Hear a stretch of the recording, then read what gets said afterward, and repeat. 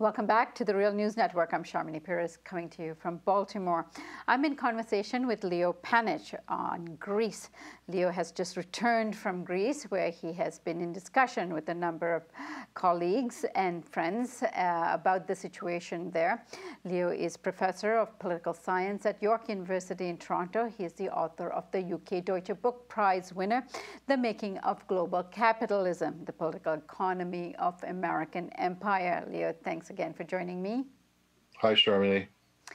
So, Leo, in our first segment, we were describing the situation in Greece as enormous suspension at various levels, and whether the Greek government is able to sort of vision a new economy and the possibility of developing an independent economy to the European Union is in question. So tell me a little bit more about your thoughts there.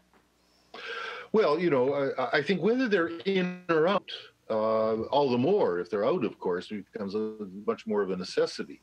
But whether they're in or out, what one would want from this type of radical left government is an orientation towards putting people back to work, above all. Yes, of course, bandaging them from the assault that they've been subject to by neoliberal austerity, but also a restructuring of the economy in a way where production is much more for use, is much more rational than the chaotic, irrational economies that capitalism now throws up.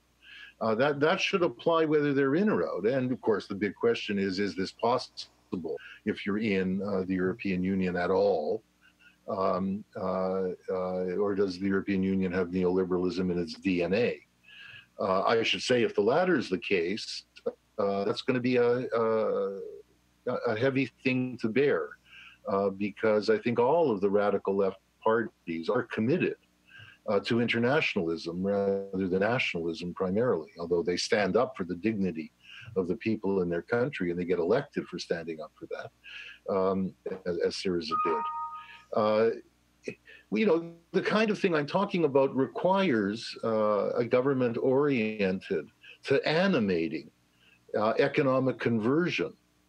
If Greece were to reorganize its agriculture so it wasn't so heavily dependent on agricultural subsidies from Europe, and they do have mountains of peaches which rot every year because of those types of subsidies, what type of agricultural production would be more rational? What did you mean by that? That it just rots? That kind of thing is what I'm thinking about. What type of planning, what type of economic planning, right down to the community and local level, right across Greece, would allow for investment in new forms of software production, new forms of wine production, new forms of design, furniture, etc.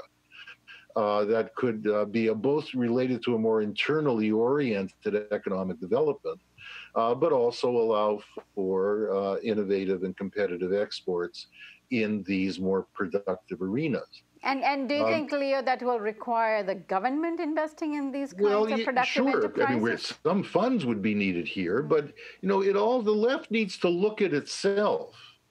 In all of its criticism of other governments, and we on the left are very quick to criticize, of course, any backsliding on the part of even such a radical government. What are our capacities when we elect a government to generate the type of movement from below, not just in the form of making demands upon that government, but in the form of actually ourselves getting involved at a local level, at a regional level, in the difficult creative activity of building a different type of economy.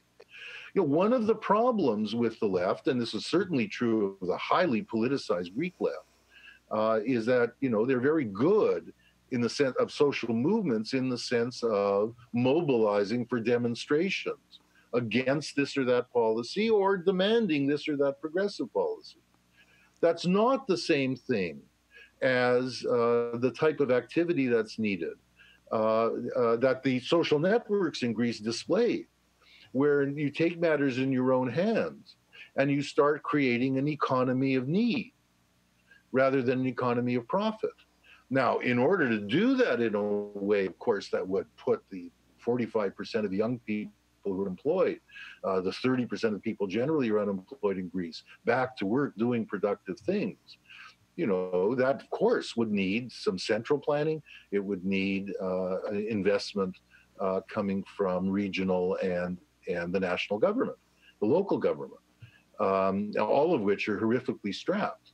And one of the terrible things about needing to produce a surplus in order to pay off some of the debt, as is being demanded by the institutions, as they're called, is that money isn't going to that type of investment.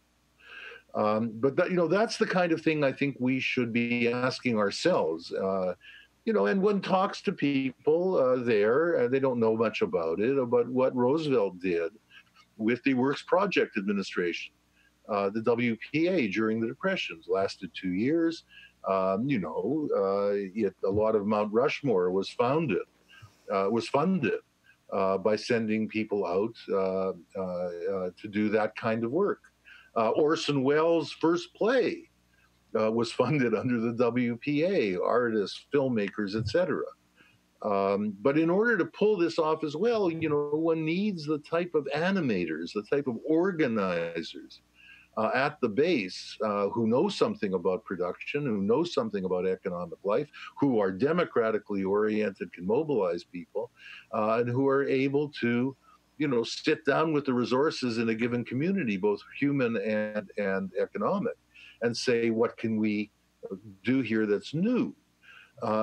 This is the way we need to be thinking, I think, and that's true, whether they're in or out, although I think the horizon in terms of what's possible were they to go out, what even the Greek Syriza leadership imagines, would be possible, would be broadened if there were more of that activity going on at the base.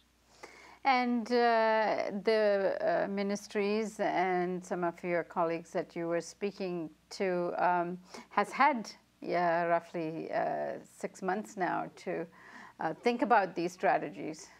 Mm-hmm. Oriented this way. There are people in the party, certainly, very impressive young people who are oriented this way, who are very senior in the party leadership and chose not to go into the government. People in the government oriented this way. As I said, the Minister of Culture and Education, who I know very well, he himself, on a given day once a week, simply announces that he's going down to a school, and he comes unaccompanied, and he talks to the teachers, and he sits in on parent-teachers meetings and on school events and plays. Sometimes even says, if you want me to give a talk, he's a philosopher. If you want me to give a talk on Greek history or Greek philosophy to the kids, I will. And he says to the teachers' unions, we are committed to restoring collective bargaining.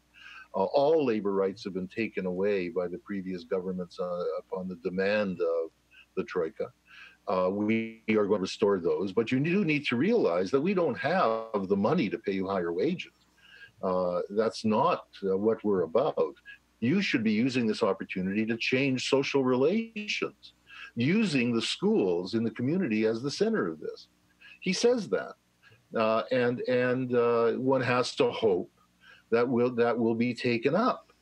Now, this is all very difficult. I mean, one of the fascinating things I watched at a public meeting was the Deputy Minister for Social Services, a remarkable woman who, as the Syriza MP in the previous parliament, had been crucial to creating the Federation of Solidarity Networks known as Solidarity for All, and was the key person in coordinating them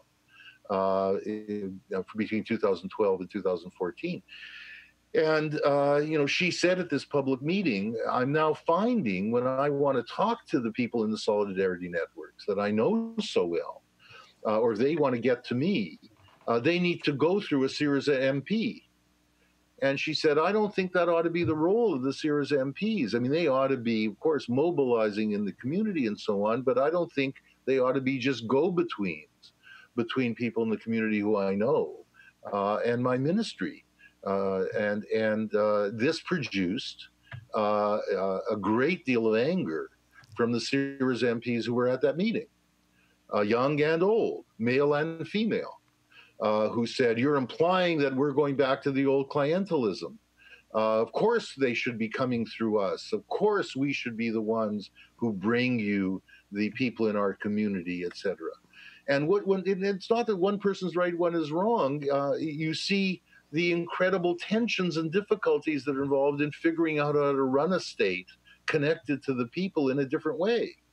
Above all, connected to activists in a way that's more creative than what usually happens in capitalist democracies, which is we elect an elite once every 4 or 5 years.